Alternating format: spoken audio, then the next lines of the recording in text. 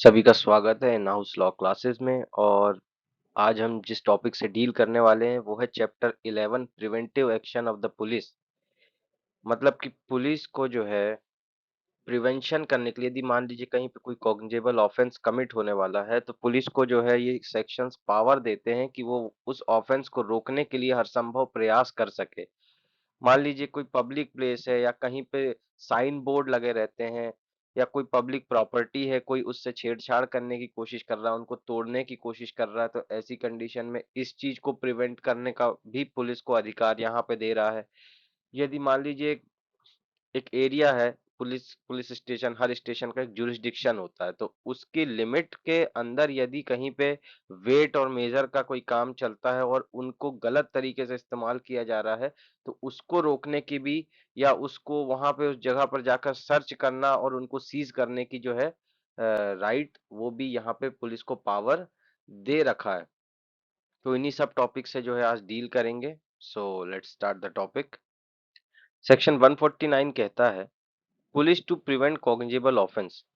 यानी कि पुलिस जो है वो कॉग्निजेबल ऑफेंस को प्रिवेंट कर सकती है। तो कह रहा है कि एवरी पुलिस ऑफिसर, हर एक पुलिस ऑफिसर जहां पे उसको लगता है कि कहीं कोई कॉग्निजेबल ऑफेंस कमिट हो सकता है या होने वाला है या हो रहा है, तो उसको प्रिवेंट करने के लिए जो है वहां पे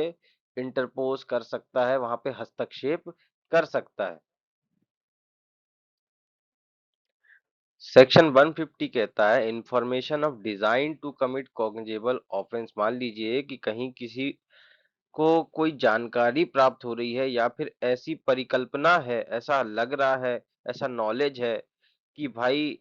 कहीं पे कोई कॉग्निजेबल ऑफेंस कमिट हो सकता है, तो ऐसी कंडीशन में क्या होगा। तो हर एक police officer, every police officer जिसको कि ऐसी इंफॉर्मेशन रिसीव हो रही है कि कहीं पे जो है कॉग्निजेबल ऑफेंस कमिट हो सकता है, तो ऐसी कंडीशन में वो जिस के सबॉर्डिनेट है, मतलब वो पुलिस ऑफिसर जिस अपने हेड वाले पुलिस ऑफिसर को उस इंफॉर्मेशन के बारे में जो है कम्युनिकेशन करेगा, कम्युनिकेट करेगा, बताएगा कि हमें ऐसी-ऐसी जानकारी प्राप्त हुई है, या फिर किसी अदर ऑफिसर को जिसकी उस समय जो है ड्यूटी है कि वो प्रिवेंट करे या कॉग्निजेंस ले सके ऐसे किसी ऑफेंस का। तो जिस भी ऑफिसर को ऐसी इंफॉर्मेशन प्राप्त होती है पुलिस ऑफिसर को, वो अपने हेड ऑफिसर को इस बारे में जानकारी देगा जिसके वो सबॉर्डिनेट काम करता है, या फिर यदि वो वहां पे नहीं है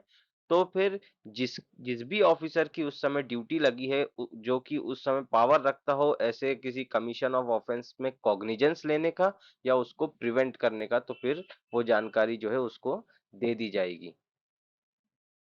सेक्शन 151 कहता है कि arrest to prevent the commission of cognizable offence. तो ये केवल इतनी सी बात बताता है कि जहां पे किसी पुलिस ऑफिसर को पता है कि भाई किसी जगह पर ऐसी परिकल्पना है कि कोई कॉग्निजेबल ऑफेंस हो सकता है, तो ऐसी कंडीशन में जो है वो अरेस्ट कर सकते हैं उस पर्सन को जो कॉग्निजेबल ऑफेंस करने वाला है, बिना मजिस्ट्रेट के ऑर्डर के और बिना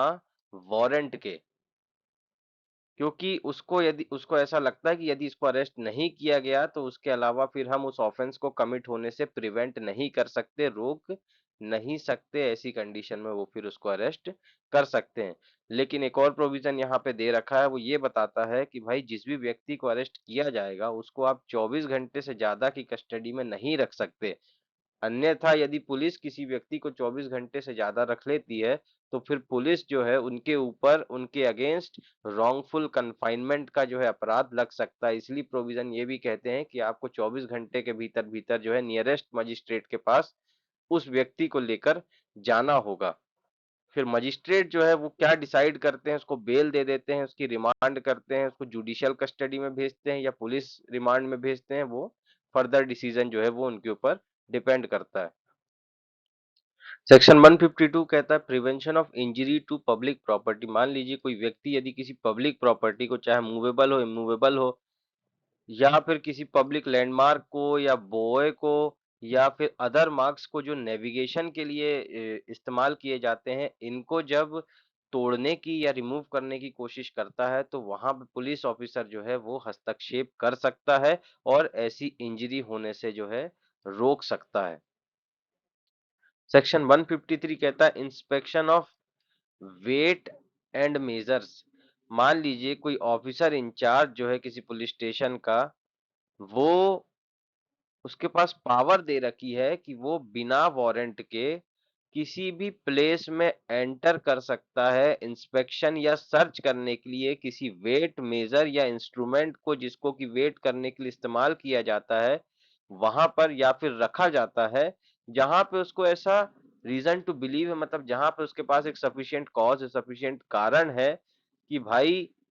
जिस वेट का या जिस मेजर का या जिस इंस्ट्रूमेंट का वहां पे इस्तेमाल किया जा रहा है वो फॉल्स है, वो नकली है, गलत है। और यदि वो ऐसा करते हुए किसी को पकड़ लेता है, तो ऐसी कंडीशन में जो है वो सीज कर सकता है उस मशीन को, मतलब उस वेट को या उस मेजर को या उस इंस्ट्रूमेंट को, और इस चीज की जानकारी तुरंत प्रभाव में जो है वो उस सीजर की जानकारी मजिस्ट्रेट को देगा जिसके जुरिस्डिक्शन में वो एरिया आता है। So hope you like the class, you enjoyed it, and for more classes you can subscribe to our channel, and also जो डिटेल्स यहाँ पे दे रखी हैं उस पे आप व्हाट्सएप करके हमारी क्लासेस ज्वाइन भी कर सकते हैं at the lowest cost of 500 rupees. Thank you so much.